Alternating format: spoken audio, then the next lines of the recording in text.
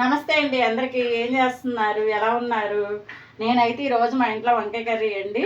వంకాయ curry prepare చేస్తున్నాను. Big boss చూస్తున్నారు కదండి. పాపం అందరూ మణికంఠని ఎలా టార్గెట్ చేస్తున్నారు. మొన్నటిదాకేమో సోనియా అనుకున్నాం, ఇప్పుడేమో నిఖిలు పృథ్వీతో కలిసి యశ్విని తయారైంది.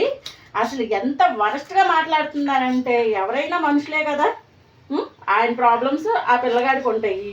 వాళ్ళ గురించి వీళ్ళకెందుకు? నువ్వు ఇష్టమైతే నామినేషన్ చెయ్యి, కష్టమైతే మానేసేయి. అంతేగాని ఇష్టం వచ్చినట్టు మాట్లాడేసి అలా కాదు ఇలా కాదు. యశ్విని అయితే అసలు మరీ అసలు చంద్రముఖి లాగే ప్రతి నామినేషన్లో నేను ఉంచుతాను, ప్రతి నామినేషన్లో నేను ఉంచుతానంటే ఉంచనివ్వండి. ఆమె నామినేషన్ చేస్తే ప్రేక్షకులు ఓట్లేసి గెలిపించుకుంటారు మణికట్టని.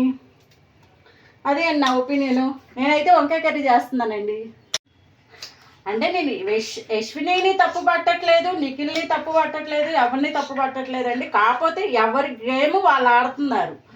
నాకు తెలిసి మణికంటే చాలా చక్కగా ఆడుతున్నాడు అనమాట. ఎలాగంటే అటు ఆయనకి తెలియని ఒక అయోమయం ఉంది, అలాగే ఆయన ఎప్పుడు కలవలేని జనాల్లోకి వచ్చాడు. ఎందుకంటే ఫస్ట్ నుంచి అబ్బాయి సానుభూతితో ఓట్లు అని అంటున్నారులే, కానీ ఎవరి సానుభూతి వాళ్ళు ఉంటున్నారు.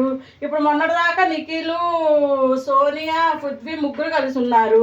ఇప్పుడు ఈరోజు వాళ్ళు అమ్మంటే యశ్విని, నిఖిలు, పృథ్వీ. ఏంటి అసలు అది? అంటే ఎవరెవరి ఫ్రెండ్స్ అయితే వాళ్ళు సేవ్ చేసుకుంటున్నారు. పిచ్చోడు మణికంటే కాబట్టి మణికంటే ఎలిమినేట్ చేస్తున్నాను అందరూ. ఆఖరికి సీత కూడా అలాగే చేసింది. అసలు ఏంటో జనాలు, అంటే ఇలా ఉంటున్నారా మనుషులు అన్నది నాకైతే ఈ బిగ్ బాస్ చూస్తుంటే చాలా ఇదిగా అనిపించింది. అంటే నేను ఇప్పటి వరకు చూసిన బిగ్ బాస్లో సరిగ్గా చూడలేదు, కానీ ఇది చాలా ఇంట్రెస్టింగ్గా చూస్తున్నాను.